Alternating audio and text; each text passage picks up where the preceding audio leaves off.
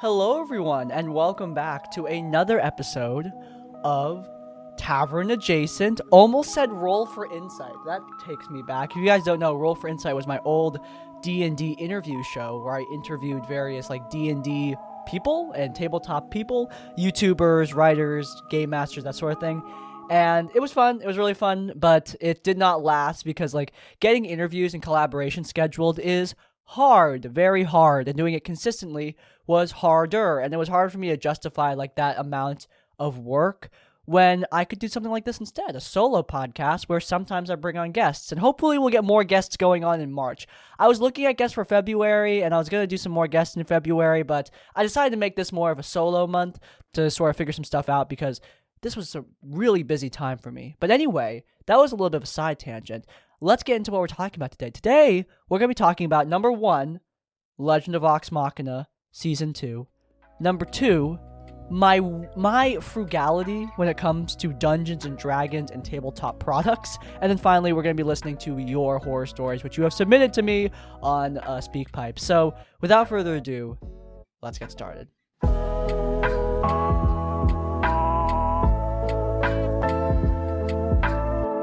Alright, I know I'm late to the game. I know.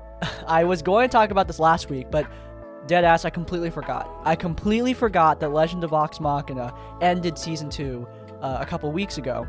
And last week I was going to talk about it, but I wanted to talk about Burnout stuff instead, because that was an active topic.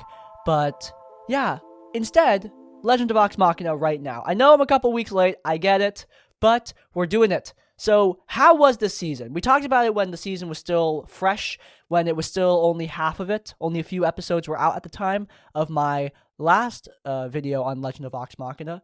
But today, now, we have the whole season in our hands. You can binge watch all of Legend of Vox Machina Season 2. And I have to say, guys, I'm really freaking impressed. Sorry, I was looking at the wire because whenever my chair touches the wire, it makes a horrible noise in the microphone. And because I don't have my glasses on, I thought for a second that they were touching. I was like, oh crap, not good. But, we're fine. But anyway, back to the point. Legend of Vox Machina Season 2 is really freaking good. Really damn good. I am thoroughly impressed by what the crew at Critical Role has done and what the crew at Titmouse has done with this show. As I brought up last time, Vox Machina faces a set of challenges that are pretty unique to this show. When you're adapting a video game such as The Last of Us, there is a lot of stuff and content that you need to condense down. But with something like The Legend of Vox Machina, there's, in my opinion, even more content. A lot of it's story important that you need to condense down even more.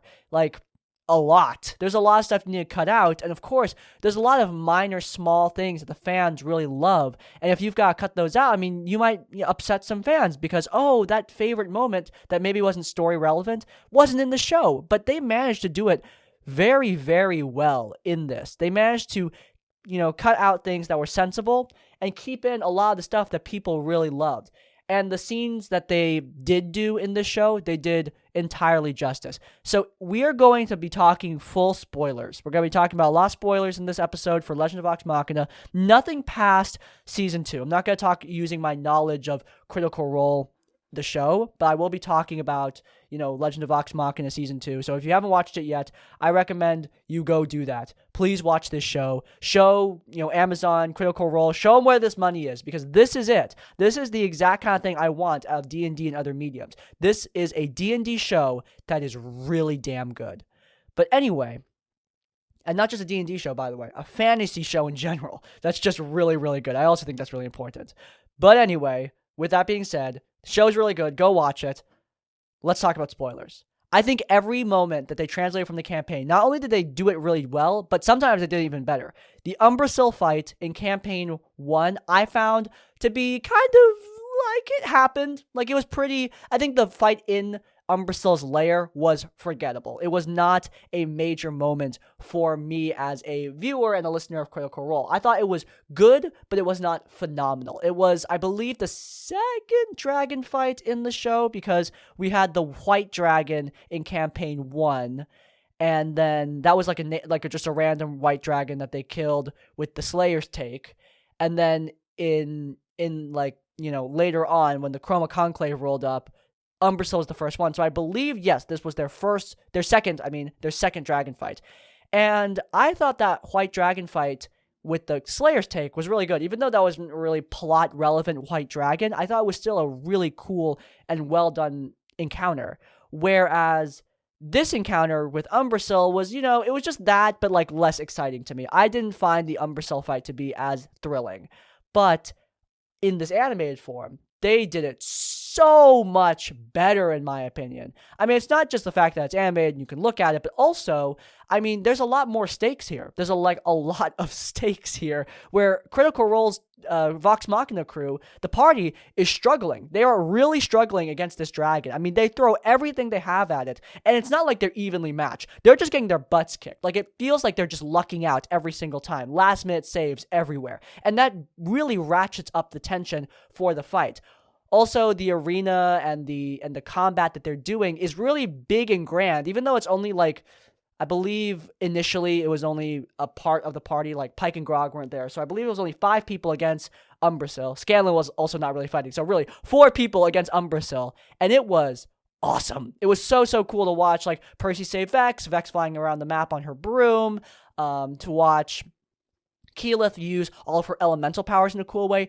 I really like what they did with Keyleth. Not only did they make her like this traditional druid, where she has, sorry, I'm just checking on the audio, where she has, her beast forms, but she also casts elemental magic. And they don't do that as like a gimmicky thing that she does only every once in a while. She does it a lot. And she makes a really cool use of all these elemental powers that I think really elevates the visual design of her character and her powers. I think that's really neat.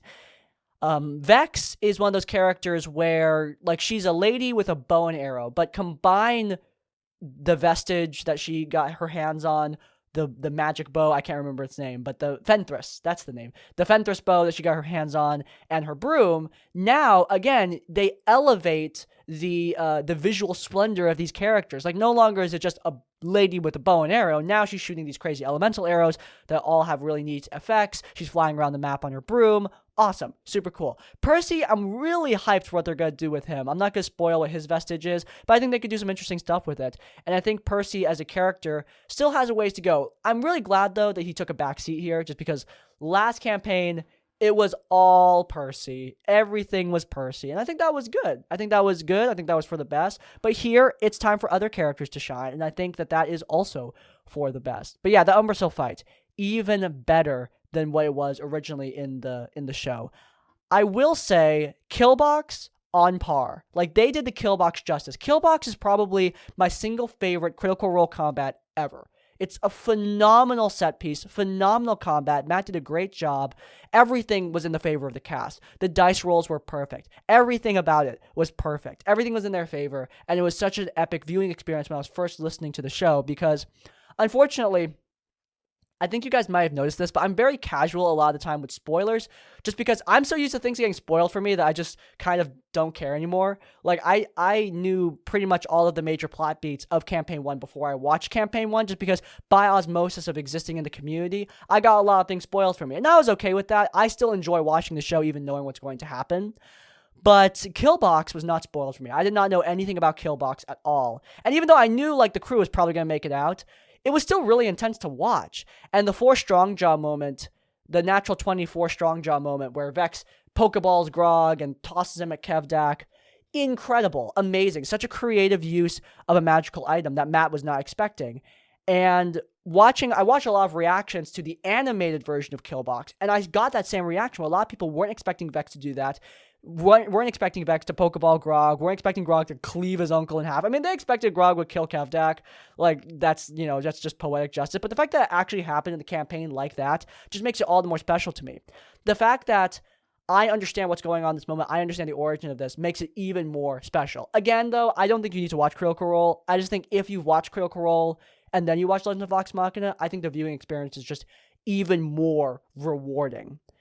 But yeah, Killbox is my favorite Critical Role combat, and I think they did it justice. I think they did it justice in the best way possible. All the characters were firing on all cylinders. The herd actually seemed like a threat for a bit at the end. Like, they did the traditional, action movie thing where the heroes are winning, and then the villains are winning, and then the heroes win. Like, that's a very traditional, curve when it, sorry if that's the wrong word, but curve when it comes to combat in film and in television.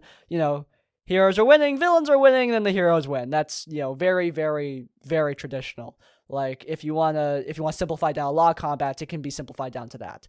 But it works really well here. All these episodes are well done, and I'm looking forward to what they do next. They ended off with the Raishan reveal, which is very different from Campaign 1's original Raishan reveal. But I don't mind. I think it's still really cool. I really hope that, I think her name is Gina Torres, but Ikora's original voice actor, Ikora from Destiny 2, her voice actress plays Keeper Yen in this show. I really hope that she's not dead, because I really like hearing her voice in the show. She's a great voice actor. She was also Arachnid in Transformers Prime, aka the best Transformers thing ever. So I really hope to see her continue in this show. But right now it looks like she's been taken over by a green dragon, Raishan. And also, I don't remember if this is, I didn't go back to check, but they also fleshed out Thordak's motivation. He doesn't just want to rule the world, he's having a ton of babies. He's having a ton of dragon eggs. I don't know if they're going to hatch into, like, Dragonborn, or if they're going to hatch into, like, what are they going to hatch into? I'm assuming they're going to hatch into, like, legit dragons, which is horrifying. That's horrifying if that's the case. But, yeah, Thordak's motivation being fleshed out to he wants to be a dad and give all his gold to his baby so he can take over the world. That's a little bit more interesting. I think that, obviously his motivation is still rule the world, but Thordak in Campaign 1 was just like a big epic force of nature, which I thought really works, it works well. I like Deathwing in World of Warcraft, and he's just a big epic force of nature. So it works here too. And I actually believe in Campaign 1, in the fight against Thordak, they actually used Deathwing's theme song during the boss fight, and I thought that was cool. I thought that was neat because, like, it makes sense. Thordak is very much based on Deathwing, and honestly, Neil Acree, who is the composer for Vox Machina, is also the composer for a lot of the most major pieces in World of Warcraft, and I'll not be surprised at all if the Chroma Conclave theme, the ba-ba-ba-ba, that thing, I wouldn't be surprised if that's at least a little bit inspired by his work on Deathwing's music. Like, it does call back to me, at least, a lot. But, yeah, I think that that's really cool what they did with Thordak. I don't remember if he was, having babies in the original show, or if that's just something they added for this, but I think it's cool. I like it. No matter what, I think it's a neat little motivation for him, on top of the whole rule the world thing. I will say, for criticisms, these past 6 episodes, the back half of the season really exposed to me something that I feel like is going to be a problem in the future. I don't think it's a problem right now because my friends didn't notice it, and they haven't watched Critical Role, so, they're just brand new watching the show. They loved it, but they didn't notice this. I noticed this, though, and I think it is going to be a problem going into the future of the show. Vox Machina, whoever's writing this, Matt Mercer, the writers, I don't know who they are, but they love death fake-outs. They love death fake-outs a lot. There were, count them, like 4 or 5 in this season alone. That's not counting the ones in season 1. And I feel like it's going to get old really fast. I feel like it's going to get old really fast, especially since, minor spoilers, I'm going to be vague, but there are some death fake-outs that are very plot relevant. A lot of death fake-outs that are plot relevant for the future of the show. So I don't know how they're going to manage that, because I know there's more coming, but the fact that they add more is just, I think they're just asking for trouble, because eventually people are just not going to buy into the stakes, because every time we feel like someone's on the brink, they always get brought back, every time, because obviously these are the main characters.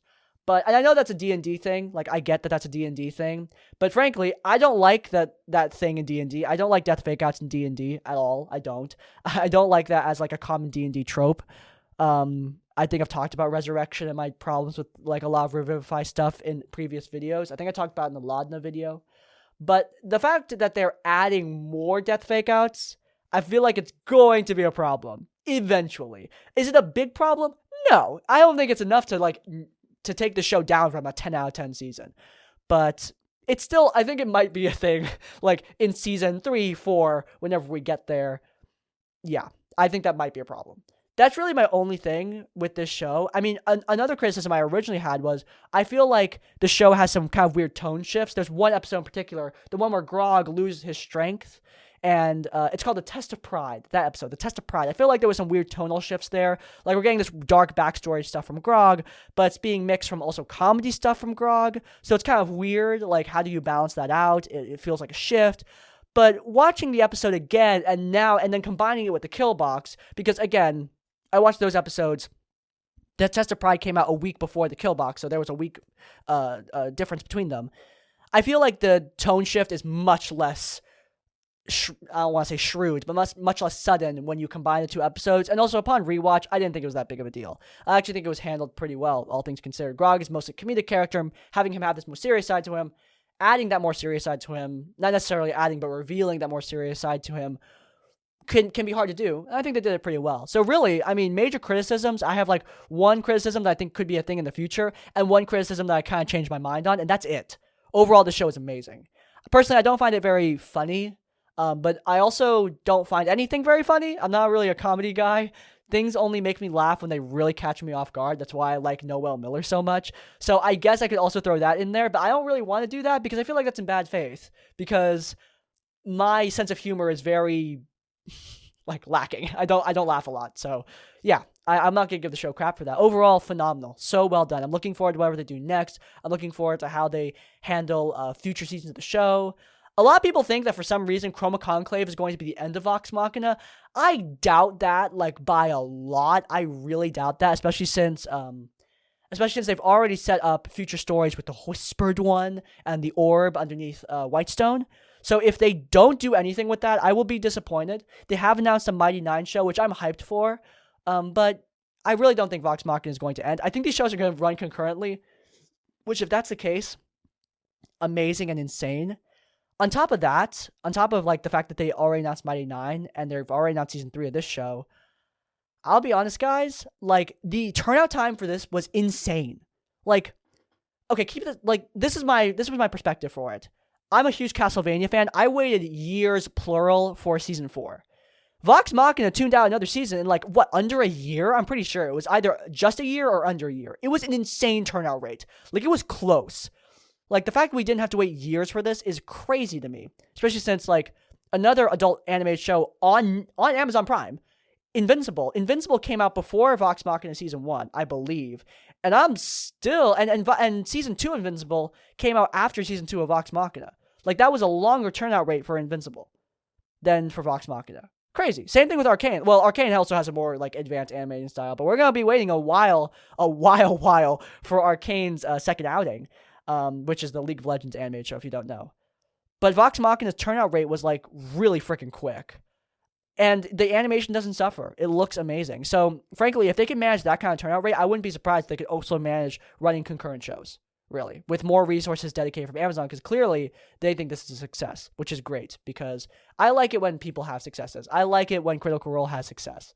I mean, I thought the other big Amazon fantasy thing, Rings of Power, I thought that was... not necessarily a dud, but it wasn't really up my alley. Same thing with Invincible. Like, that's another adult animated show. Not really up my alley. But this, perfectly up my alley. I love it. I love it so much. This is one of my favorite animated shows of all time, which I feel like I say that every year. At this point, I've gotten a new favorite animated show of all time every year. I feel like I get a new favorite show of all time every damn few months. Like, it just happens so much. And that honestly makes me really happy. It makes me really happy that a lot of creative people are doing creative things and doing them well and making them right. I love that. So that's really cool. That's awesome. And I'm hyped for whatever they do next. So without further ado, now that we've talked about Critical Role, I think it's time to talk about something else. This is a weird topic that I just came up with like a couple hours before filming, but I've kind of been seeing a lot of expensive tabletop implements. And I gotta say, guys, I'm not hating, but I really don't get it.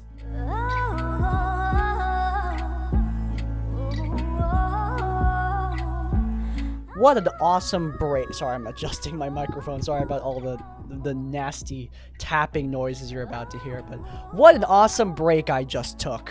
Short and sweet. I went to lunch, went to dinner, I went to therapy, I played video games. I basically had an entire day in between the last segment and this segment. But to you guys, no time has passed at all. How brilliant that is. So, that was like basically the longest break I think I've ever taken in my entire career. Like, I started recording this in the morning, realized I had an appointment, ran off and basically did an entire day before coming back here. I've had this set up this whole time. I just have not been recording with it. So yeah, that's nice. I'm gonna check audio again. We're good. All right, back to it. So, I'm so sorry. I keep on jostling this wire over here, and it's making me paranoid because I don't want to make that bouncy noise. But I'm sorry about the audio inconvenience there for a second, but we're going to come back now. So, basically, I want to talk about spending and frugality and Dungeons & Dragons and tabletop. So, what do those things have to do with each other? Well, I want to start this off by saying, like I said in the transition, I'm not trying to hate on anybody. I'm not. I'm really not, guys. I'm not trying to say, like, you're wrong if you want to spend X amount of money on tabletop, because you're not. You have the freedom to do whatever you want with your currency. That's the only thing there is. There's no but there. You have the freedom to do what you want with your own money. I just will never understand spending tons and tons of money on very fancy tabletop accessories. Like, I do not get the appeal. Not hating on people who do, but I honestly need help to understand it because I've never gotten it. So the thing that got me down this train of thought was a Ginny D video, of course it was, on a table, on a fancy wormwood gaming table,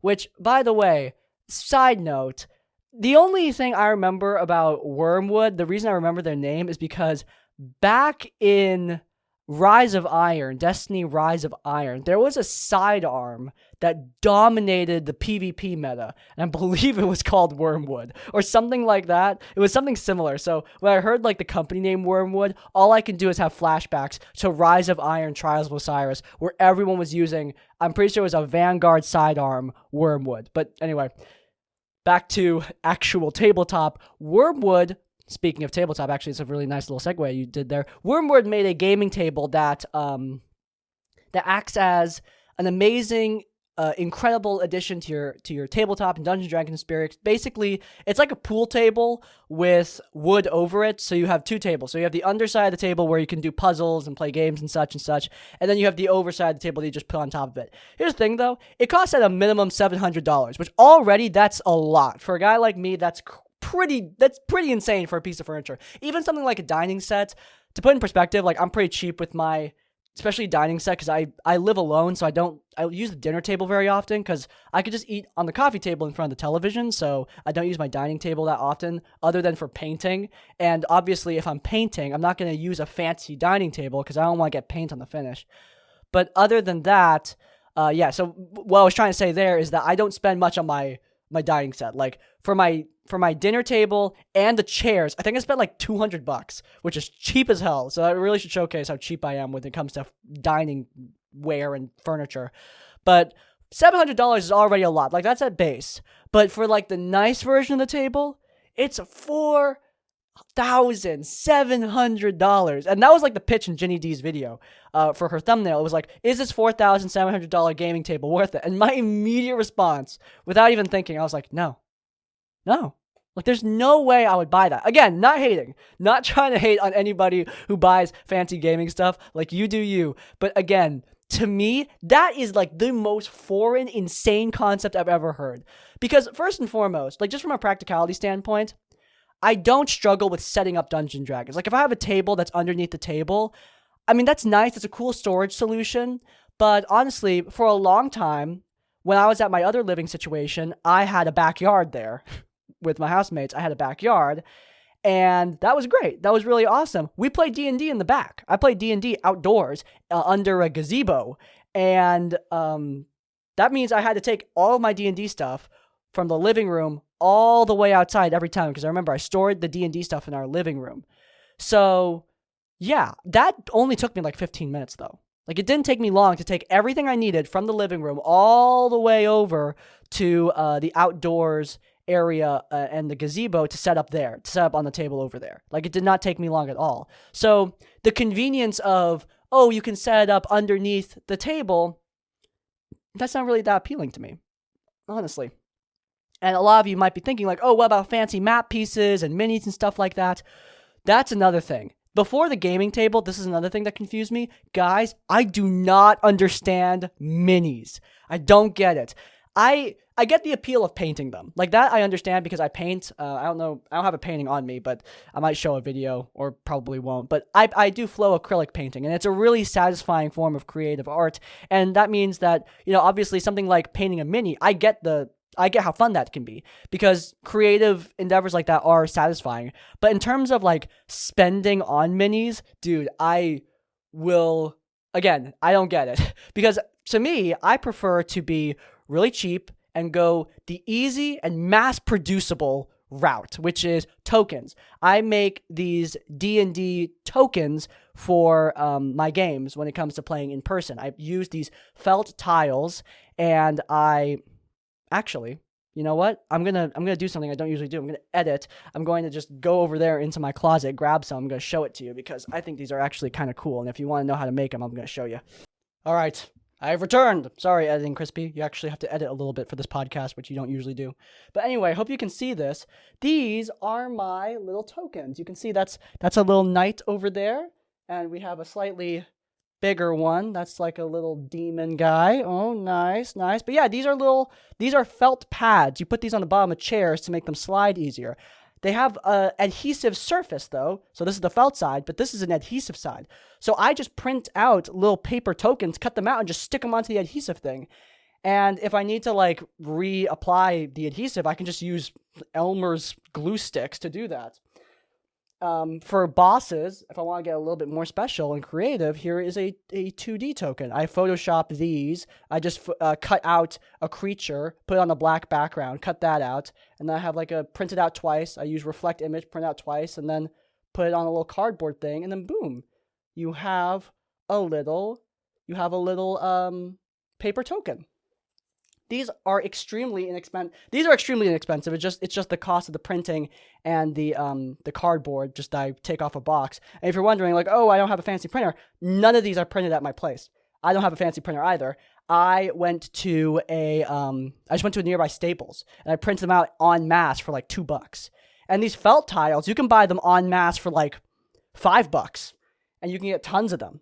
And they're reusable. You just rip off the paper and then glue on another one with some Elmer's glue. And it costs really cheap. Like, these are pennies to make. And I love them. I love them a lot.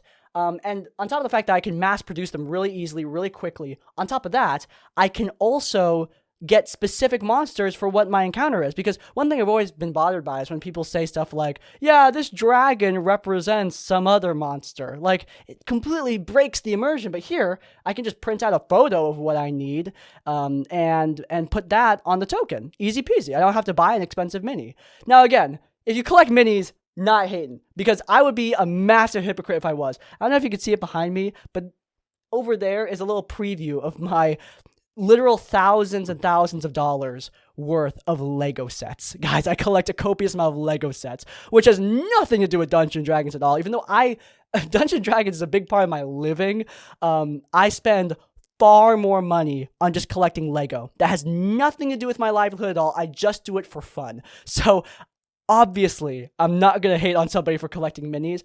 I just, as a DM, I just never got it. I just never got into the mini hype, the mini painting hype. It doesn't help that I can't paint. I can flow acrylic paint, but that's a whole different thing. I feel like that more has to do with, I don't know, mixing paints and stuff like that than actually has to do with the physical act of brushing on and creating a little mini. But yeah, that's by the way, the same goes for terrain pieces. We were talking about terrain too, but that's for minis. Terrain also, cheapskate. I used to just dry erase on a dry erase board, but also, unfortunately, they no longer sponsor my channel, but I actually, genuinely, I wasn't just saying this for sponsorships, Dungeon Craft's 1985 games Dungeon Craft is amazing. Like, I love those box sets. I use them a lot for my games because it's really inexpensive dungeon tiles that you can use to create a neat little environment. Dungeons & Dragons Wizards of the Coast also made an official version of this. Instead of using I don't know what kind of paper it's a fancy kind of paper, but cardstock. Instead of using cardstock, the Dungeons & Dragons, the official Wizards of the Coast tiles use like a cardboard. I actually like that less. I do not like the Wizards of the Coast official terrain, like cheap terrain set pieces. I don't know why I don't like them. They're just really inconvenient to use. Whereas Dungeon Craft, I found very convenient to use. You just cut out these pieces and you just stick them on the board, and bada bing, bada boom, you're ready to go. And they're really easy to cut out and use because they're cardstock. It doesn't look cheap. The art's really good. The print's high quality, and especially if your players just play your games, I mean, they're not going to be bothered by it. It's something visual to represent what you're doing. And there's so many terrain pieces in Dungeon Craft. Like, you can just use so many of them for so many different purposes. It's great. Like, there's fallen towers. I remember I had a bunch of walls for castles. I had trees, and I had a bunch of different types of rocks and broken buildings. It's great for interiors, by the way. There's fully decked out interiors for blacksmiths and houses and inns. That's really cool and great. Loved that. It's a really cool and varied system. But, I mean, yeah, the cornerstone of my DMing early on, before I went online, were these little paper tokens that I made. And, yeah, I'm not saying that way is better, because it's not. It's just a different way of doing things. But it is the way I did things. So when people are talking about $4,000 gaming tables, spending tons of, and getting huge mini collections, I gotta say, I always am left visibly confused. Not in the way I typically am, the visible asexual confusion. It's the visible frugality confusion, maybe.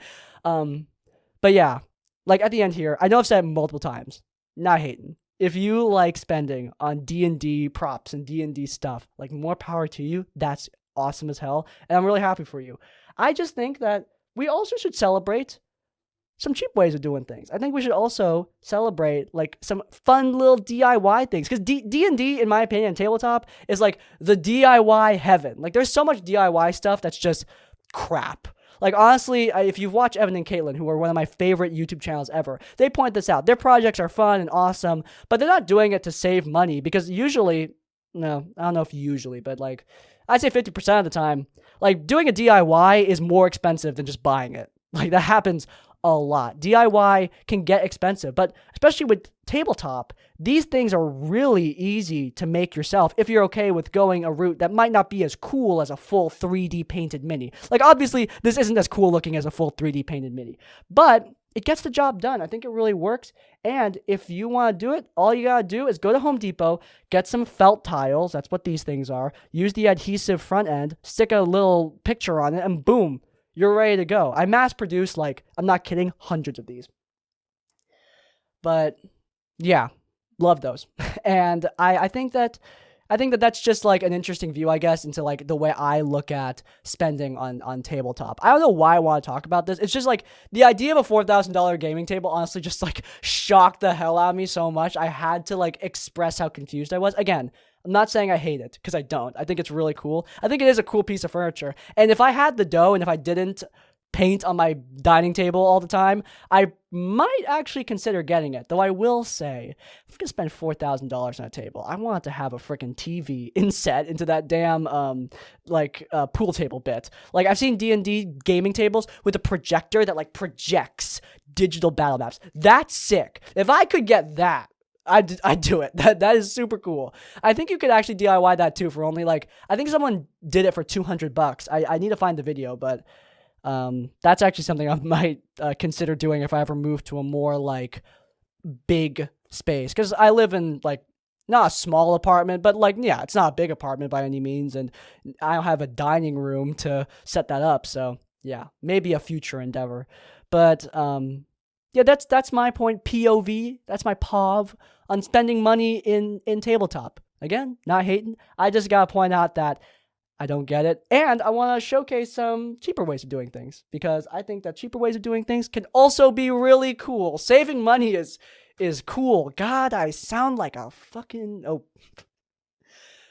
I can't say. Well, that's my curse word. That's my curse word for this episode. Sorry guys, no curse words in the voicemails.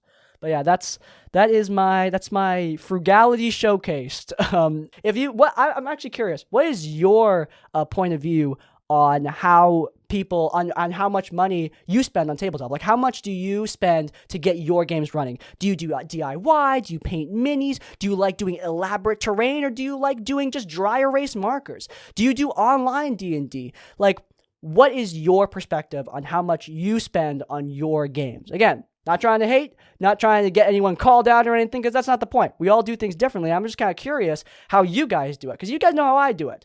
Cheap felt tiles, paper, and now VTT. That's it.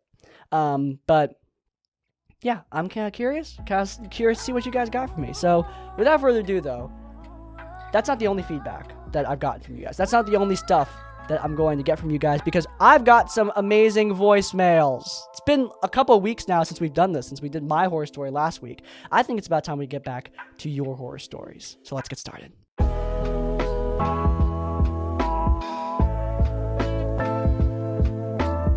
All right. This week, let's see what you guys got. Hey Crispy. First of all, thank you for the awesome content. I really enjoy your channel. But yeah, I want some advice. I'm trying to get my toes into DMing, but I'm still building up confidence. So I started writing a campaign, and I want it to be like a heist campaign. So I would like some advice on creative usage of perception, of, locks, disarming puzzles and such. And some wacky to add on the mixture, because it will be based on Payday 2. Oh, by the way, if you could run me through the raid on Destiny 2, that would be awesome too. I would love you for that. I'm not doing raid carries, okay? I'm sorry. Not happening. But thank you. That's, by the way, a reference to our last episode. I assume that was a reference to our last episode, but thank you for that. That was a little bit of levity in my life. But okay, so first and foremost, your question is very sorry, I spit a lot. But your question is very aptly timed, because right now, and guys, this was something I completely forgot to talk about in the frugality segment, but I don't buy many D&D books. Like, the ones I have were gifts, with the exception being Call of the Netherdeep, which I bought for review purposes. But for the first time in a long-ass time, there is an official D&D book that's kind of caught my eye. I'm going to wait for reviews to come in, but so far what I've seen has been positive, so I might pick it up. I might actually pick up a D&D book, which, big step for me. Never buy these things. I'm serious. I literally only use these nowadays for display purposes, because I just end up Googling all the rules. But that's a whole side tangent. Anyway, the point I'm trying to get at is Keys to the Golden Vault is a collection of one-shot heists that has been released officially. I don't know if it's officially out right now, but it will be soon. If it's not out as of recording this video, it will be out soon. And I think it sounds really cool. Basically, it's a collection of one-shots that you can either do as a consecutive adventure, or you can just throw them into a campaign. They're all themed around heists with lots of, intricate locks and puzzles you need to solve. And I'm assuming, hopefully, this is what I'm hoping to get out of the book, victory conditions that don't require you to kill the enemy. We got a lot of that in Wild Beyond the Witchlight, from what I saw. But that is that is a written adventure. So if you want to use those mechanics in, for example, a homebrew campaign, you kind of have to tear them out. But here we get one-shot mini adventures you can totally throw into a homebrew campaign and fit them in just fine with a little bit of reskinning. I think that's really cool. I want WotC to do more of these books. They started with Candlekeep Mysteries, and I don't think Candlekeep got nearly as much love as I think it should have. That book is awesome. But, oh God.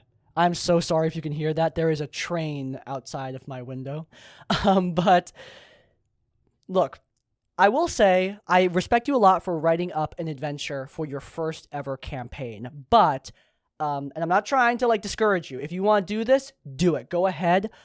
But I will say it is hard. It is hard to write up one-shots and write up original adventures for your games. It's difficult. I started with Curse of Strahd. Now, did that go well?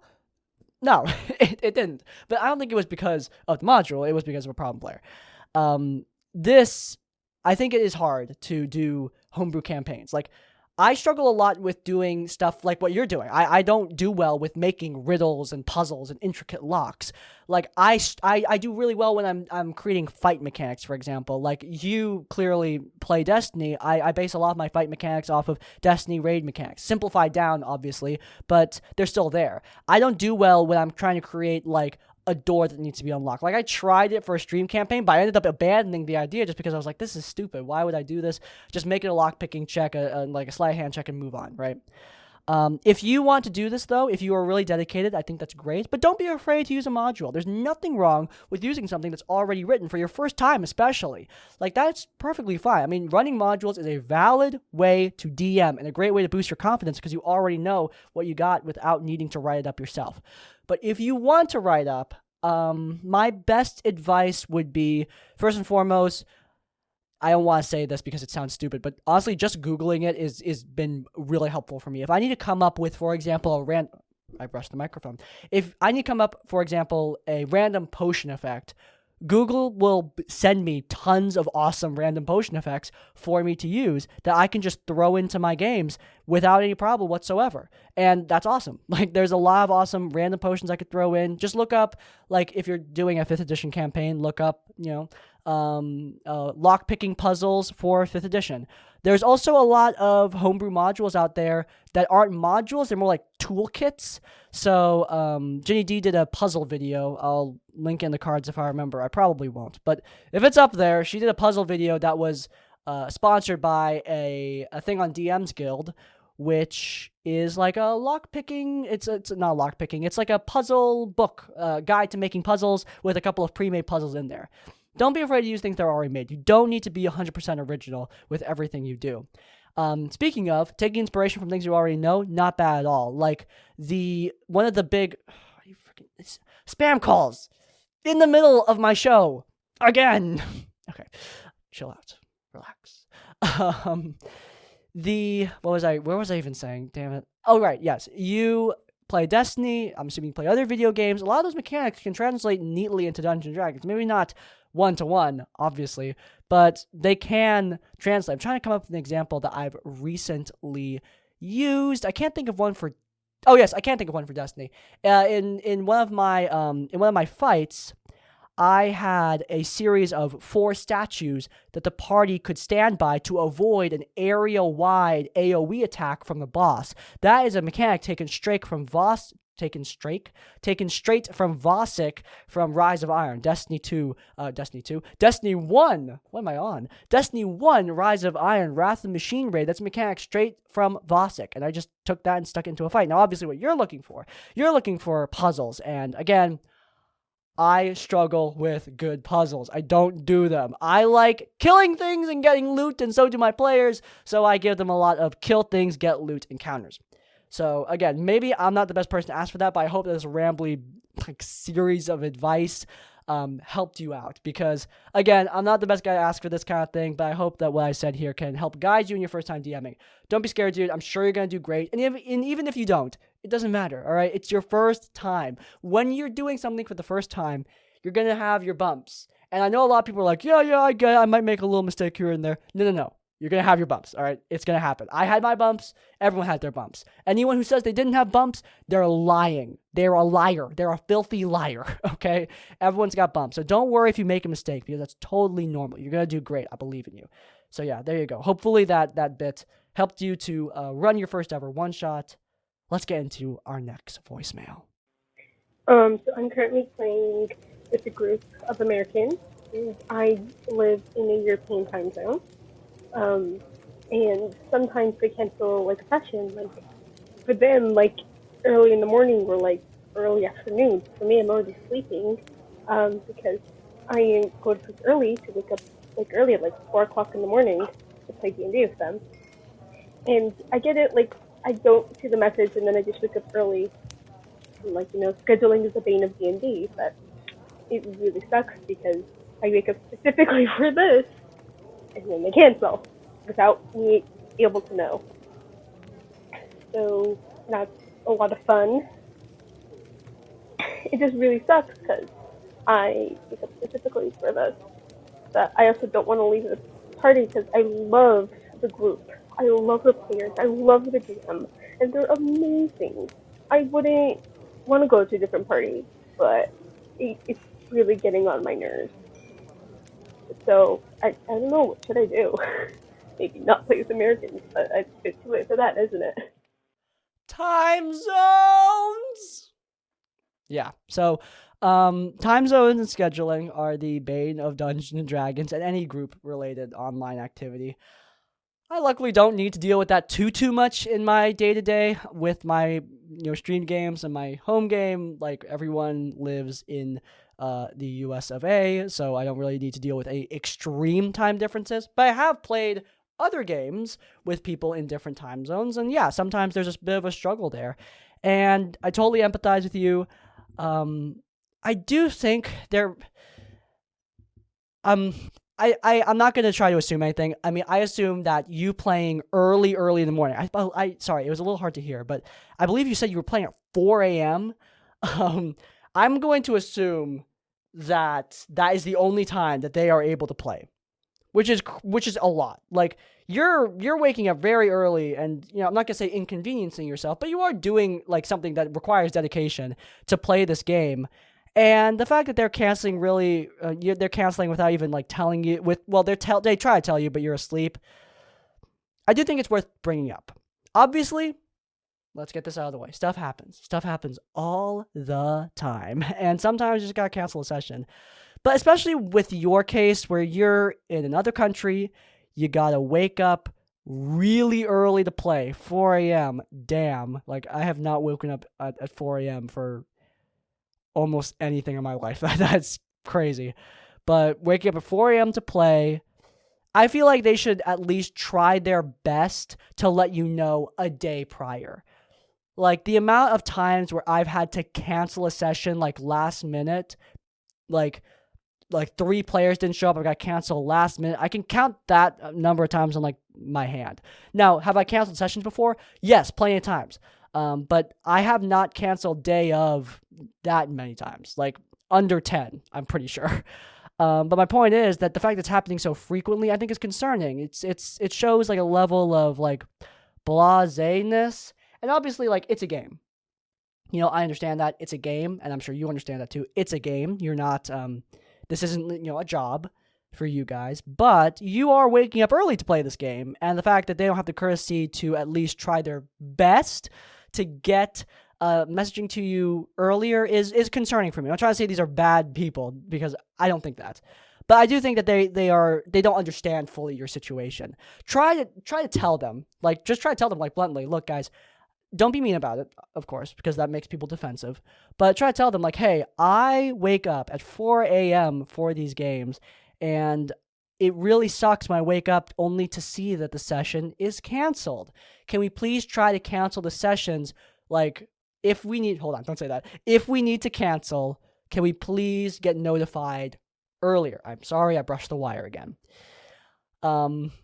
Yeah, that is something that I think needs to be said. If you have already said that, I don't think you should quit this group. If canceling is like an every couple weeks thing or an every week thing, that's concerning. I think once a month is not that bad. Even once every couple weeks, like I've had to cancel once every couple weeks because stuff happens. Like I as the DM am very busy, and sometimes that means like I can't prep a session. That's not necessarily that I can't take out that slot of time. It's just I haven't had time to prep the session, and I don't want to run something bad. So instead, we'll hang out and play Minecraft or something like that.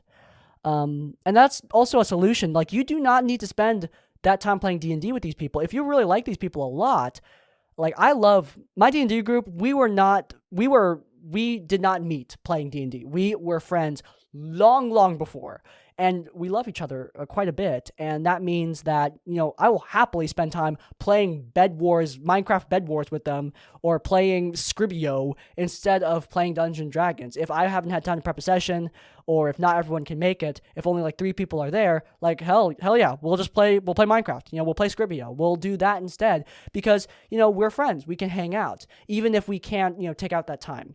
Like, that's happened before. I'll cancel a session like day or 2 days before because I just don't have time. There's a lot of stuff going on. I haven't had time to prep, and I need to sleep early that Friday night because we play at 9 p.m. my time.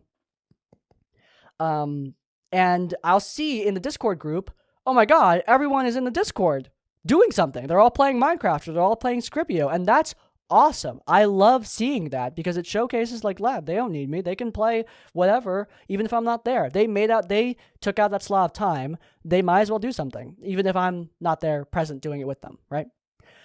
So yeah, I think that those are two solutions. You can try to encourage the group to spend time with each other without playing D&D, which you can't force, by the way. Don't try to force that, but ask if that's possible, and also ask if it's possible for them to consider the fact that you are waking up really early to play this game, and consider the fact that you're in a completely different time zone, and consider the fact that they often cancel. I mean, the fact that they cancel while you're sleeping means they're canceling like only a few hours before the session, which not great. Like the latest I've canceled a session is 12 hours prior. So yeah. That is really that's a suck. I do sympathize with you, and I hope that you can figure that out, because I think that plight is valid, and I hope that your group understand as well. Scheduling sucks, but it doesn't have to suck that much. At least try to open up more communication between all the group members and see if they're interested in playing things outside Dungeons and Dragons. If you're going to wake up that early, if you're going to make out that time, you might as well spend it doing something, right?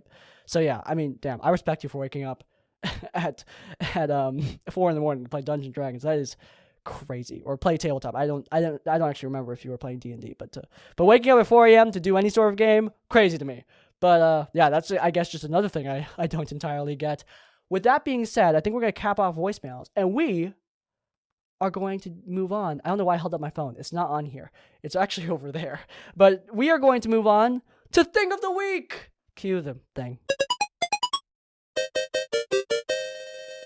I brought it up before, but my Thing of the Week, I mean, come on, guys. It's Hi-Fi Rush. It was going to be last week's Thing of the Week, because last week I did, like, my horror story, and I was way out of it, and I wasn't even thinking about Thing of the Week, but now it's on the mind.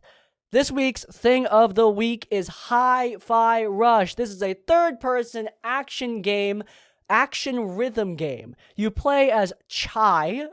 By the other, I realize other protagonists are named after T, which is amazing. That's hilarious. I love it. But yeah, you play as Chai, the wannabe rock star, and his journey to slaughter the management of this company with a guitar, while also going on a wonderful musical journey with all his friends. This game is amazing. Like, all the rave reviews you've seen, no exaggeration, they are correct. This game is almost perfect in every way. Actually, I will say, on PC, there are a couple things that annoy me about some of the controls when it comes to parrying. But, I mean, that's nothing. Like, you get used to it eventually. I got used to it. No big deal. In terms of the game itself, it's so fun. All of your attacks are synced to the beat, but if you click on the beat, you do extra damage, your attacks are more fluid. So basically, if you're feeling the music and you get into the rhythm, the game is so satisfying to play. There's a surprising amount of enemy variety. The bosses are incredible. Obviously, it's a rhythm game where music is a big drive, so the soundtrack is awesome. I mean, seriously, I have not heard Fiona Apple in a video game before, but hearing Fiona Apple in a video game made me really happy. Hearing The Prodigy in this game made me really happy. It's like they just took all my favorites and they just stuck it into a game. Hearing Black Keys in this game made me so happy. Like, this was a great experience. I found so much new awesome music through this game too, and I was really happy to just... Also, the original music for this game, also incredible, but enough about the music. On top of the fact that the gameplay is just pitch perfect, enemy variety is really good. And speaking of enemies, enemy design and character design in general is on point. Like, all the characters have such awesome, colorful designs. Love them. I will say, the guys are good, but the girls get it best in this game. I feel like all the female designs are so awesome, from the, big, giant, Femme Armstrong, Rekka. She's like this big wrestler type, to the quick-witted hacker, Peppermint, who is one of your key allies throughout the game. All of these designs are great. Guys, girls, doesn't matter. These designs are awesome. The setting is great. The music is great. The gameplay is perfect. Get Hi-Fi Rush. Seriously, if it's $30. I think it's on Game Pass too. So if you have Game Pass and Xbox, you can get it there. On PC, it controls so well. It's so easy to run too. Like, my specs aren't great, but I would manage to get 60 frames on this without putting in too much effort into changing up my specs. So that's really awesome. It's a phenomenal game. Get it, guys. Like, seriously. Everyone is talking about it, and everyone is correct. This is a near perfect video game. Seriously good. But yeah, that is my thing of the week.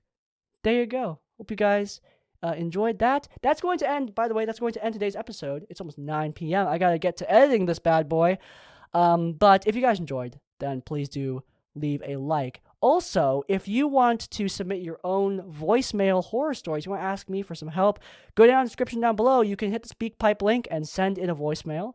If you want to, also while you're down there, hit the subscribe button, because you can check out all of our content on Crispy's Tavern to get notified of all of our content as it comes out, such as Tabletop Tavern Tips, our series where I cover tips for DMs and players old and new, and also I just realized that I already did the subscribe thing before I shouted out the series. My bad. I've completely messed up the outro that I do literally like 5 times a week. And finally, if you want to leave your own stories or thoughts, go down in the comments down below. If you can't think of a comment, leave the comment scheduling with any amount of angry emotes that you want to. In essence, like, comment, subscribe. I will see you all next time. Farewell.